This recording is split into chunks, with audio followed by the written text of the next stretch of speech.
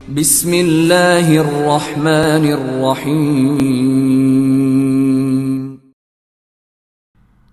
Episode 1۔ کتاب کا نام سنہری غول، مصنف اسلم راہی MA۔ رسول اللہ صلی اللہ علیہ وسلم نے فرمایا، اے عدی، اگر تمہاری زندگی کچھ لمبی ہوئی تو تم دیکھو گے کہ ہودج میں ایک عورت اکیلی حرا سے سفر کرے گی اور مکہ پہنچ کر کعبے کا طواف کرے گی، اور اللہ کے سوا اسے کسی کا بھی خوف نہ ہوگا۔ یہ ان قبائلی ڈاکوؤں کی داستان ہے جنہوں نے اسلام قبول کرنے کے بعد اپنی دنیا و آخرت بنا لی تھی۔ 8 ہجری کی ایک تاریک اور سنسان رات تھی۔ کوئی 50 اونٹوں پر مشتمل ایک کارواں حمص سے نکل کر قریاتین میں سے ہوتی ہوئی شاہراہ پر مرج راحت کی طرف بڑھ رہا تھا۔ ہر طرف سناٹا اور ہو کا عالم تھا۔ عرب مختلف قسم کی آوازیں نکالتے ہوئے بڑی تیزی سے اونٹوں کو ہانکتے جا رہے تھے۔ سب سے اگلے اور سب سے پچھلے اونٹ پر کجاوے کے ساتھ 1-2 فٹ اونچی لکڑی کے ساتھ مشل جل رہی تھی۔ اونٹوں کی لمبی قطار کے ساتھ ساتھ 4 گھوڑے بھی چل رہے تھے۔ ان پر کوئی سوار نہ تھا، ہاں ان پر زینیں پڑی ہوئی تھیں اور ان کے دہانے اونٹوں کے کجاوے کے ساتھ بندھے ہوئے تھے۔ سب سے اگلے اونٹ پر کوئی 50 برس کے سن کا ایک قداور، سڈول اور دوہرے جسم کا جوان بیٹھا ہوا تھا۔ اس نے کجاوے سے ٹیک لگا رکھی تھی اور اس کی آنکھیں، جن میں رات کے اس وقت بھی شاہین کی سی چمک تھی، اپنے سامنے شاہراہ پر جمی ہوئی تھیں۔ وہ کارواں کا سالار تھا۔ اونٹ رات کے وقت صحرا کے اونچے اونچے ٹیلوں اور نشیب کو جس تیزی سے رونتے چلے جا رہے تھے، اس سے صاف ظاہر تھا کہ کارواں کا سالار صحرا کے اس خطرناک راستے کی بھول بھلیوں سے خوب واقف ہے۔ وہ کبھی کبھی پیچھے مڑ کر شاید کارواں کی سلامتی کا بھی جائزہ لیتا تھا۔ سب سے پچھلے اونٹ کے کجاوے پر ایک جلتی ہوئی مشل اس کے اطمینان کا سب سے بڑا ذریعہ تھا۔ سارے اونٹ سامان سے لدے ہوئے تھے اور ہر اونٹ پر 2 سوار آدمی تھے۔ کاروان پوری رات صحرا کی وسعتوں کو ناپتا رہا۔ ریت اڑتی رہی اور صحرا میں کھڑے کہیں کہیں کنیری کے جھاڑی نما درخت گزرتے رہے۔ سورج طلوع ہونے کے بعد جبکہ صحرا میں آگ برسنا شروع ہو گئی تھی، کاروان مرج راحت کے نخلستانوں میں سے ہوتا ہوا ایک سرائے کے پاس آ کر رک گیا۔ سرائے کے باہر ایک کھلے میدان میں سارے اونٹ بٹھا دیے گئے اور ان کی پشت سے سارا سامان اتروا کر ایک جگہ درختوں کے سائے میں ڈھیر کر دیا گیا تھا۔ کاروان کا سالار ایک ایک اونٹ کا کجاوا ٹٹول ٹٹول کر دیکھ رہا تھا۔ ایک کجاوے کو ہلاتے ہوئے اس نے اپنے ساتھ ساتھ چلتے ہوئے ایک جوان سے بے حد مٹھاس کے ساتھ کہا، عروا، کچھ کجاوے ڈھیلے ہو گئے ہیں اور کئی کی چھوٹی لکڑیاں بھی ٹوٹ گئی ہیں۔ عروا نے بھی اس کجاوے کو ہلا کر دیکھا۔ اس سرائے میں گھوڑوں کی نعل بندی اور اونٹوں کے کجاوے مرمت کروانے والا ہے نا، اس سے ٹھیک کروا لیتے ہیں۔ اب وہ دوسرے کجاوے دیکھتے ہوئے آگے بڑھنے لگے۔ اتنے میں سرائے سے 2 آدمی نکلے۔ ایک سرائے کا مالک بوڑھا اربد تھا اور اس کی کمر تھوڑی سی جھکی ہوئی تھی۔ دوسرا اس کا بیٹا رباح تھا۔ ان کے گلے میں سنہری سلیبیں لٹک رہی تھیں جو ان کے عیسائی ہونے کی دلالت کرتی تھیں۔ سرائے سے نکلنے کے بعد رباح نے بڑے غور سے کاروان کی طرف دیکھتے ہوئے اپنے باپ سے پوچھا، یہ کس کا کاروان ہے؟ بہت بڑا ہے یہ تو۔ اربد مسکرایا، انہی کاروانوں کے سہارے تو ہم ان نخلستانوں میں زندہ ہیں۔ یہ لوگ ہمارے خوشی اور مسرتوں کے امید کا پیغام لے کر وارد ہوتے ہیں۔ دونوں ذرا آگے بڑھے تو اربد چلا اٹھا، ارے یہ تو سمام بن ثعلب کا کاروان ہے۔ رباح بھی مسکرایا، اور اس کے ساتھ عروہ بن مسعود بھی ہے بابا۔ اربد نے لاپرواہی سے کہا، یہ کوئی نئی بات نہیں، سمام ہر سال جب اپنے کاروان کے ساتھ یہاں سے گزرتا ہے تو اس کا یہ دوست عروہ اس کے ساتھ ہی ہوتا ہے۔ دونوں باپ بیٹا جب ان سے ذرا قریب ہوئے تو سمام بن ثعلب انہیں دیکھتے ہی ان کی طرف بھاگا اور اربد سے گلے ملتے ہوئے اس نے کہا، اوہ اربد، کیسے ہو تم؟ اس کے بعد وہ رباح سے گلے ملا اور بعد میں دونوں باپ بیٹا اسی طرح کے تپاک سے عروہ بن مسعود سے ملے تھے۔ اب اربد نے گلے کے انداز میں کہا، تم یہاں باہر کیوں کھڑے ہو؟ سیدھے سرائے میں کیوں نہیں آئے؟ سمام مسکرایا۔ ابھی تو ہم اترے ہیں، میں ذرا کجاوے دیکھ رہا تھا، کچھ کجاوے ڈھیلے پڑ گئے ہیں اور کئی ایک کی چھوٹی لکڑیاں ٹوٹ چکی ہیں۔ کیا تمہاری سرائے میں کجاوے ٹھیک کرنے والا وہ بوڑھا عرب موجود ہے؟ میں اس کا نام بھول گیا۔ عطار؟ سمام نے پیشانی پر انگلی مارتے ہوئے کہا۔ ہاں ہاں، عطار۔ کیا وہ ادھر موجود ہے؟ ہاں ہاں ہاں، وہ موجود ہے۔ تم چلو نا اندر، تم سے مل کر وہ بہت خوش ہوگا۔ اکثر وہ تمہاری راست بازی اور شجاعت کی تعریف کرتا رہتا ہے۔ چاروں سرائے میں داخل ہو گئے۔ ایک طرف بوڑھا عطار بڑی محنت سے ایک گھوڑے کی نال بندی کر رہا تھا، قریب ہی اس کا چھوٹا سا لڑکا بیٹھا نالوں سے کھیل رہا تھا۔ سمام اور عروہ کو دیکھتے ہی عطار نے کام چھوڑ دیا اور بڑی گرم جوشی کے ساتھ دونوں سے ملا۔ سمام نے اس بچے کی طرف دیکھتے ہوئے عطار سے پوچھا، یہ تمہارا لڑکا ہے چچا؟ عطار نے بچے کی طرف پیار سے دیکھا۔ ہاں، یہ میرا لڑکا ہے۔ سمام اور عروہ دونوں نے اسے ایک ایک درہم نکال کر دے دیا۔ بچہ پہلے ہچکچایا، باپ کی طرف دیکھا اور پھر اس کا اشارہ پا کر دونوں درہم لے لیے اور نال چھوڑ کر ان سے کھیلنے لگا۔ سمام نے آگے بڑھتے ہوئے کہا، عطار چچا، میں آتا ہوں، تھوڑی دیر تک میں تمہارے ساتھ بیٹھ کر باتیں کروں گا۔ عطار مسکرا کر پھر اپنے کام میں لگ گیا تھا۔ وہ چاروں سرائے کے اندر آ کر بیٹھ گئے۔ رباح نے سمام کی طرف دیکھتے ہوئے بڑی چاہت سے پوچھا، کیا کھاؤ گے اخی؟ سمام نے اس کے شانے پر ہاتھ مارا۔ صبح کا کھانا تو ہم نے راستے میں ہی کھا لیا تھا۔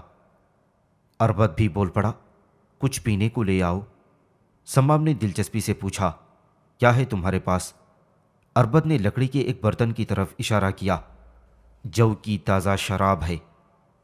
سمام مسکرا پڑا، وہ تو ہم خود بناتے ہیں اور میرے اونٹ کے کجاوے کے ساتھ ابھی تک ایک مشکیزہ بھرا ہوا بندھا ہے۔ میرے پاس انگور کی شراب بھی ہے، بالکل تازہ۔ کہاں سے منگوائی ہے؟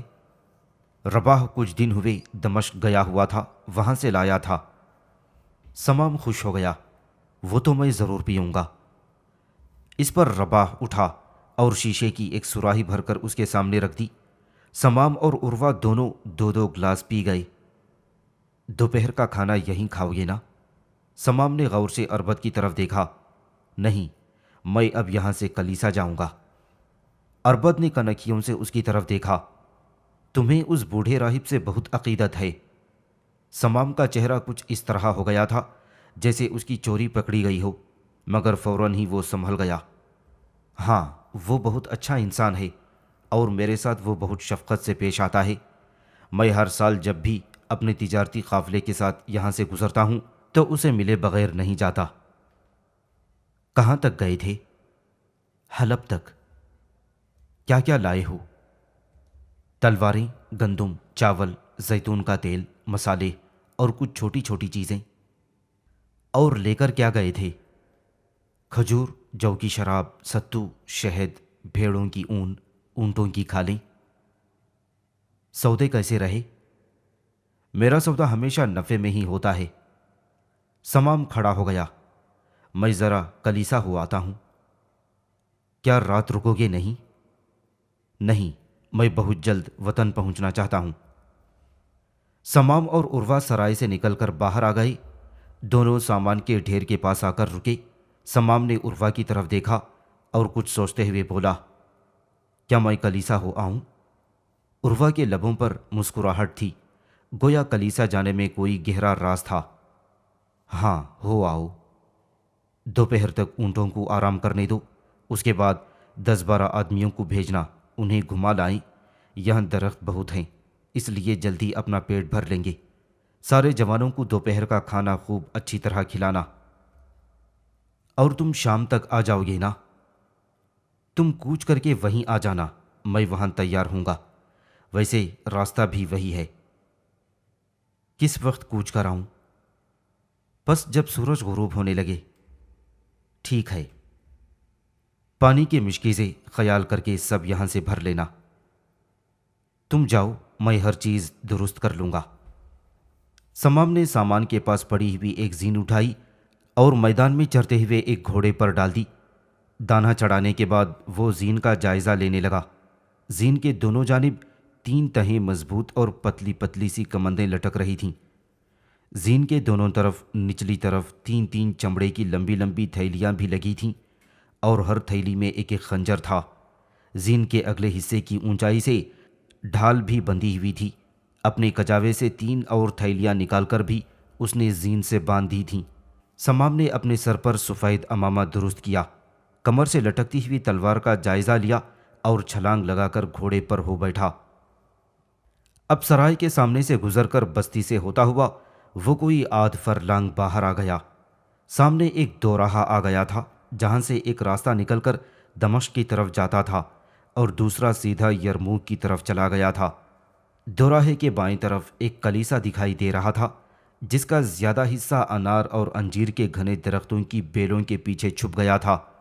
سمام نے گھوڑا بائیں طرف موڑا اور کلیسا کی حدود میں داخل ہو گیا۔ عمارت کے سامنے انار اور انجیر کے درختوں کے نیچے ایک راہب چٹائی پر بیٹھا کوئی کپڑا سی رہا تھا۔ سمام جب اس کے پاس آ کر گھوڑے سے اترا تو وہ چونکا، ایک بار غور سے اس کی طرف دیکھا، پھر گود میں رکھا ہوا کپڑا ایک طرف پھینک کر وہ کھڑا ہو گیا اور خوشی سے چلایا، سمام تم؟ سمام بھاگ کر اس کے پاس گیا اور بوڑھے راہب نے اسے گلے لگا لیا اور پھر اپنے ساتھ ہی چٹائی پر بٹھاتے ہوئے اس نے پوچھا، کب آئے؟ آج ہی۔ وہیں اربد کی سرائے میں اترے ہوگی؟ جی ہاں۔ سمام بڑی بے قراری سے ادھر ادھر دیکھ رہا تھا جیسے اسے کسی کی تلاش ہو۔ پھر اس نے ایک بار غور سے راہب کی طرف دیکھا اور جھجکتے ہوئے پوچھا، ربطہ کہاں ہے؟ اندر ہی ہے، میں بلاتا ہوں۔ پھر راہب وہیں بیٹھے بیٹھے زور سے چلانے لگا، ربطہ، او ربطہ۔ تھوڑی دیر میں ایک نوخیز چھریرے بدن کی خوبصورت لڑکی عمارت سے نکل کر ان کی طرف آئی۔ اس کا چہرہ پکے ہوئے سرخ سیب کی طرح دمک رہا تھا اور اس نے راہبہ کا لباس پہن رکھا تھا۔ جب وہ ان کے قریب آئی تو سمام کو دیکھ کر اس کے چہرے پر گہری اور بے پایاں مسکراہٹ پھیل گئی اور پھر مدھم اور کھنکتی ہوئی آواز میں اس نے پوچھا، کس وقت آئے ہو سمام؟ سمام نے چند لمحوں تک اسے ٹکٹکی باندھے بڑے غور سے دیکھا اور پھر وہ بھی اس کی آنکھوں میں آنکھیں ڈال کر مسکرا دیا، ابھی آیا ہوں۔ قافلے کے ساتھ ہو؟ ہاں۔ راہب نے بڑی شفقت سے راہبہ کی طرف دیکھ کر کہا، اس کے کھانے کا کوئی بندوبست کر دو بیٹی۔ ربطہ نے واپس مڑتے ہوئے کہا، ابھی لاتی ہوں۔ ربطہ اندر چلی گئی۔ سمام اٹھا اور زین سے چمڑے کی 2 تھیلیاں کھول کر راہب کے سامنے رکھ دیں۔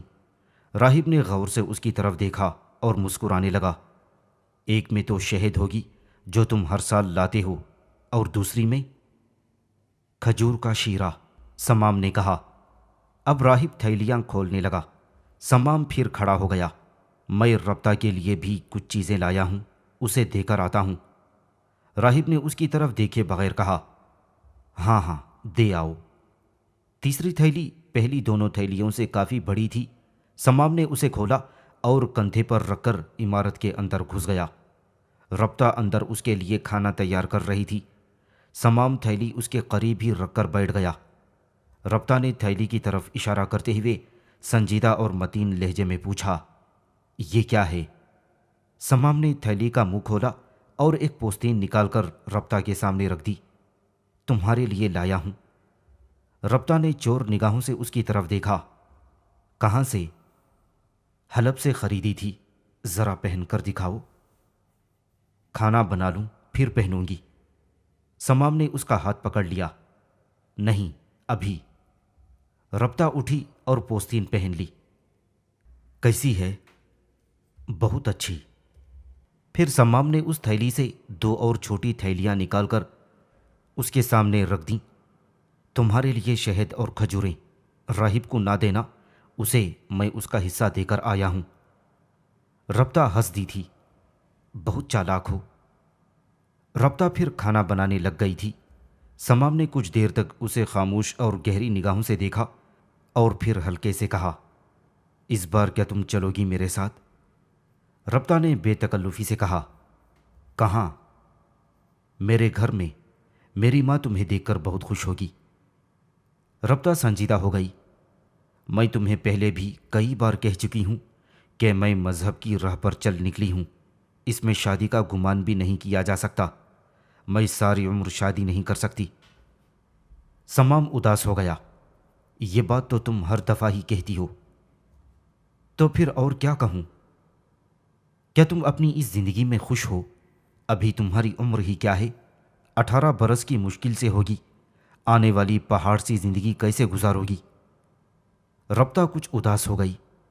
بس گزر ہی جائے گی، کیا میرے ساتھ شادی نہیں کرو گی؟ پھر وہی بات، میں راہبہ ہوں اور ایک راہبہ شادی کا خیال بھی اپنے ذہن میں نہیں لا سکتی۔ سمام نے جھلا کر کہا، تم بالکل پتھر ہو، ایک سنگین دیوار ہو جس پر اس انام کے زندہ عناصر کا کوئی اثر نہیں ہوتا۔ کاش تم صرف ایک بار کہہ دیتی کہ میں… ربطہ الجھ کر رہ گئی اور اس کی بات کاٹتے ہوئے افسردگی کے ساتھ کہا، میں اگر راہبہ نہ ہوتی تو تمہیں اپنی زندگی کا ساتھی چنتے ہوئے فخر محسوس کرتی۔ سمام اداس سا اٹھا اور آہستہ آہستہ باہر آ کر راہب کے پاس بیٹھ گیا۔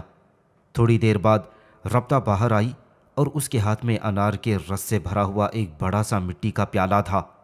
سمام کی طرف بڑھاتے ہوئے اس نے کہا، یہ پی لو۔ سمام نے پیالے کی طرف دیکھا اور اپنا ہاتھ پیچھے ہٹا لیا۔ مجھے پیاس نہیں، اس کی آواز میں دکھ بھرا ہوا تھا۔ ربطہ کے چہرے پر پژمردگی چھا گئی۔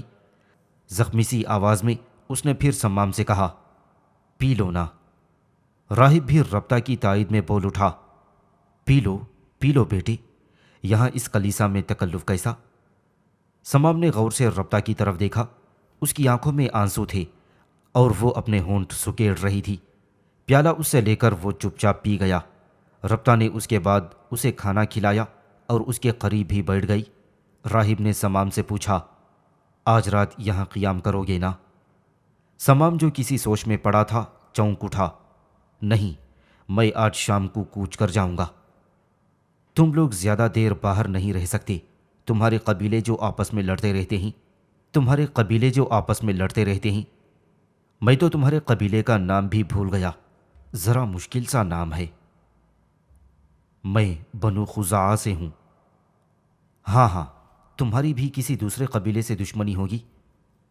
ہاں، ہمارا حریف بنی بکر ہے، مگر کئی برس پہلے ہم نے ان پر فوقیت حاصل کی تھی۔ تب سے اب تک کوئی جھگڑا نہیں اور دونوں قبیلے پرامن زندگی بسر کر رہے ہیں۔ تمہارے ہاں سنا ہے بہت سے خداؤں کی پوجا ہوتی ہے؟ ہاں، ہمارے ہاں کئی بت ہیں جن کی پوجا ہوتی ہے، مثلاً لات، عزا، منات۔ ایک ہی وقت میں سب کی پوجا ہوتی ہے؟ نہیں، ہر قبیلے کا علیحدہ بت ہوتا ہے، مثلاً عزا بنی شیبان کا بت ہے۔ کہاں ہے یہ بت؟ ایک جگہ ہے نخلا۔ اسی طرح منات اوس اور خزرج قبائل کا ہے، اور سوا بنی ہدہل کا بت ہے۔ اور تمہارے ہاں جس شخص نے نبوت کا دعویٰ کر رکھا ہے اس کے پیروکار کیا کرتے ہیں؟ میں نے آج تک نہ اس نبی کو دیکھا ہے اور نہ کبھی اس نبی کے پیروکار کو، پر یہ سنا ہے کہ وہ صرف ایک خدا کی عبادت کرتے ہیں۔ تمہارے نزدیک ہی ہوں گے کہیں؟ نہیں، بہت دور ہیں۔ میرا قبیلہ مکہ شہر کے زیرین میں آب وطیر نامی ایک چشمے کے پاس آباد ہے، اور وہ یثرب میں ہیں جسے آج کل مدینہ کہتے ہیں، اور یہ شہر ہم سے کافی دور ہے۔ اس بار کارواں میں کتنے اونٹ لائے ہو؟ 50 کے قریب۔ یہاں سے واپس سرائے میں جاؤ گے یا… سمام نے راہب کی بات قطع کرتے ہوئے کہا، نہیں، کاروان تھوڑی دیر تک ادھر آ جائے گا اور میں ساتھ ہو لوں گا۔ کیا یرموک کی طرف جاؤ گی؟ نہیں، میں جبل ہاراں کے بائیں طرف سے ہوتا ہوا صحرائے حماد میں سے ہو کر جاؤں گا۔ مگر کیوں؟ راہب کا لہجہ فکر گیر تھا۔ صحرائے حماد میں عربوں کی ایک بستی القطر ہے، اس کے سردار کے ساتھ میرے بڑے مراسم ہیں۔ میں اس کے لیے کچھ تلواریں حمد سے خرید لایا ہوں۔ میں جاتی دفعہ بھی راستے سے ہوتا ہوا صحرائے حماد سے نکل کر چشمہ سودا اور وہاں سے حلب چلا گیا تھا۔ راہب فکر مند ہو گیا، یہ راستہ تو بے حد خطرناک ہے۔ مگر کیوں؟ جبل ہارا میں حماس نامی جو لٹیرا رہتا ہے وہ کوئی بھی کارواں سلامت نہیں رہنے دیتا، سب کو لوٹ کر مال چھین لیتا ہے اور قتل و غارت کا بازار گرم کر دیتا ہے۔ سمام نے تنزیہ کہا، اس پہاڑی چوہے کی کیا جرت کہ مجھ سے ٹکرائے، میں اسے پاش پاش کر دوں گا۔ اس پر راہب نے کہا، وہ حماس اب پہلے والا حماس نہیں، اس کے ساتھ کافی جمعیت ہو گئی ہے۔ جس دن اس نے ہم عربوں پر ہاتھ اٹھایا اس دن وہ نہ ہوگا یا ہم نہیں ہوں گے۔ ربطہ پہلی بار بول پڑی، اس کی آواز میں شہد جیسی شیرینی اور حلاوت تھی۔ سمام، اگر وہ تم سے تعرض کرے تو میرا نام لینا، وہ تمہیں کچھ نہ کہے گا۔ کیوں؟ سمام نے چونکتے ہوئے پوچھا۔ وہ اکثر یہاں آتا رہتا ہے اور اس نے مجھے بہن بنایا ہوا ہے۔ اس پر سمام نے کہا، نہیں، میرے بازوؤں میں ہمت ہے، میرے ساتھی لڑائی کے ہر فن سے خوب واقف ہیں، ایسے لفنگوں سے میں نمٹنا خوب جانتا ہوں۔ اتنی دیر میں بستی کی طرف سے کاروان آتا دکھائی دیا اور سمام کھڑا ہو گیا۔ میرا کاروان آ گیا ہے، میں اب چلتا ہوں۔ اب ربطہ بھاگتی ہوئی اندر چلی گئی، بڑی تھیلی اٹھا لائی اور سمام کے گھوڑے کی زین کے ساتھ باندھی۔ یہ کیا؟ سمام نے پوچھا۔ تمہارے لیے کھانا ہے۔ کارواں کلیسا کی سیدھ میں آ کر رک گیا تھا۔ اونٹوں کی لمبی قطار انجیر کے درختوں کے درمیان میں کھڑی بڑا دل فریب منظر پیش کر رہی تھی۔ راہب نے سمام سے ہاتھ ملایا، یسوع مسیح تمہاری حفاظت کرے۔ سمام ربطہ کے پاس سے گزر کر گھوڑے پر بیٹھنے لگا تو اس نے ہلکے سے درد بھرے آواز میں کہا، خداوند ہمیشہ تمہارے ساتھ ہو۔ سمام کلیسا سے نکل کر سب سے اگلے اونٹ کے پاس رکا۔ اس پر عروا بیٹھا ہوا تھا۔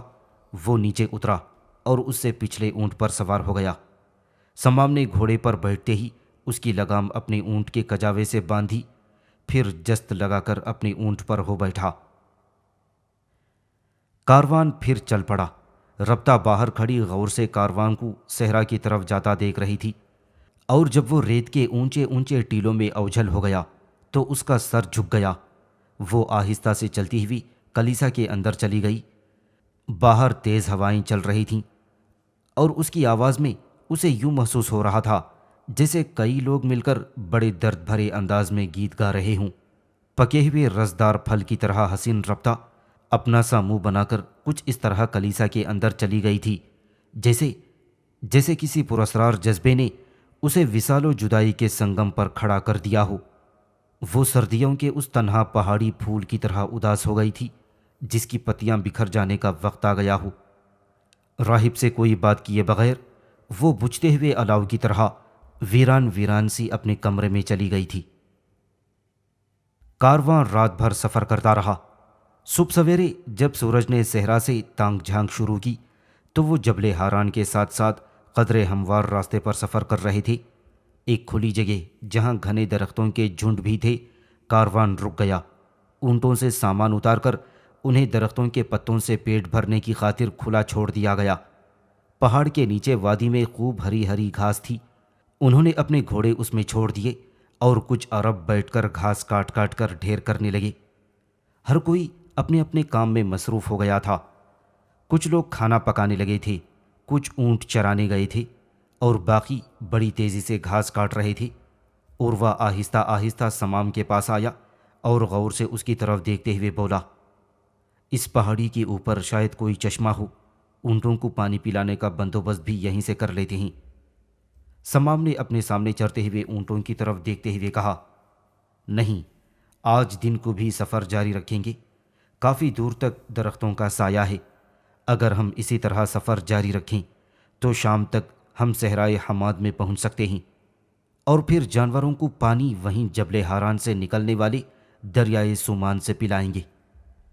عروا نے اس کی تائید میں مطمئن ہو کر کہا، ہاں یہ بھی ٹھیک ہے، تو پھر یہاں سے کس وقت کوچ کیا جائے؟